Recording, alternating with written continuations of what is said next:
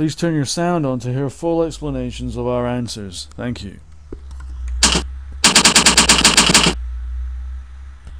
The question is, how do betting odds work? And my answer to that is that odds are really nothing more than probabilities. Now, there are actually three types of odds. There's fractional odds, decimal odds, and American odds. And for this example, I'm just going to use the first two.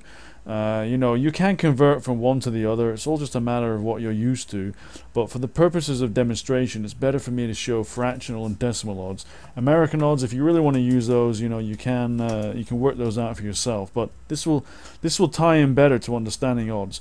Like I said, they're implied probabilities. So let's say you go to the bookie and he gives you odds that a football team is going to win of 5-2, right? Fractional odds. What that means is 5/2.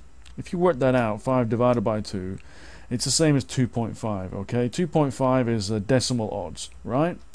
Now, if you do 1 divided by 2.5, okay, or alternatively, you can just take that 5/2 and flip it over and do 2 divided by 5, then you get 40%.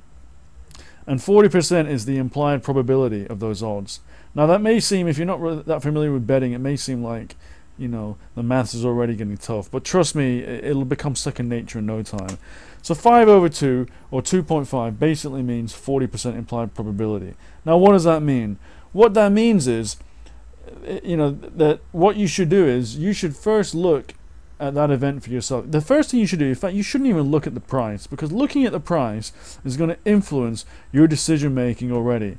So don't look at the price yet, right? So imagine you didn't know that I just told you this price, but if you're looking to bet on a sports event, do not look at the price, right? The first thing you need to do, excuse me, the first thing you need to do is work out for yourself what you think the chances are of that team winning, okay? Now let's say that you have worked out that the chance of the team winning is actually 50-50. So there's a 50% chance that they will win, okay? 1 in 2, if you like. Then what you do is you go check the odds then, right? And in this case, the bookie is saying that there is only a 40% chance of winning. So what you can say is that the bookie has actually underestimated the chances of this team winning. You believe that you actually are correct, that you believe that there's a greater chance that they are going to win.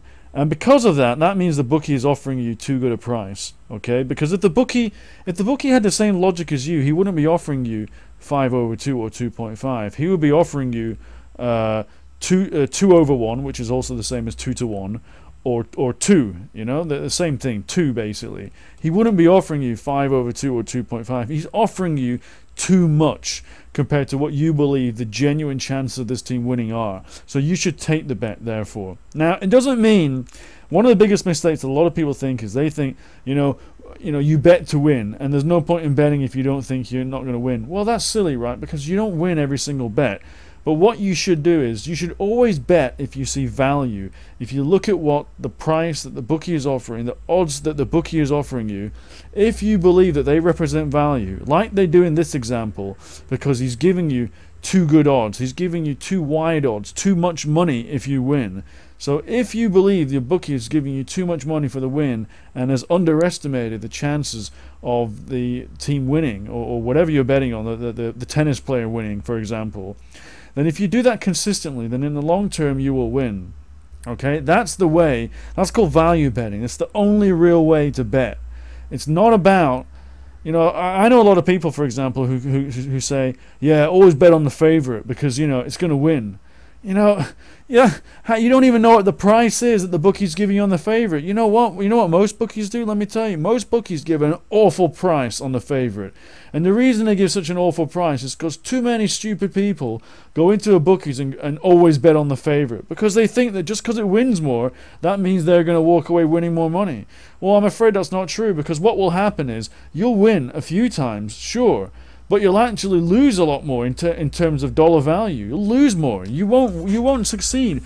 Betting on the favorite is one of the most dumb strategies there is, but as long as there are fools and their money that is easily parted, then bookies are always going to offer terrible odds on the favorite. That's why, generally speaking, I never bet on the favorite in a kind of, not in a football match where there's only 2 winners or something, but I generally don't bet on the favorite if it's like a horse race, for example. Because it's just not worth it. So anyway, that's how betting odds work. You basically always look for value.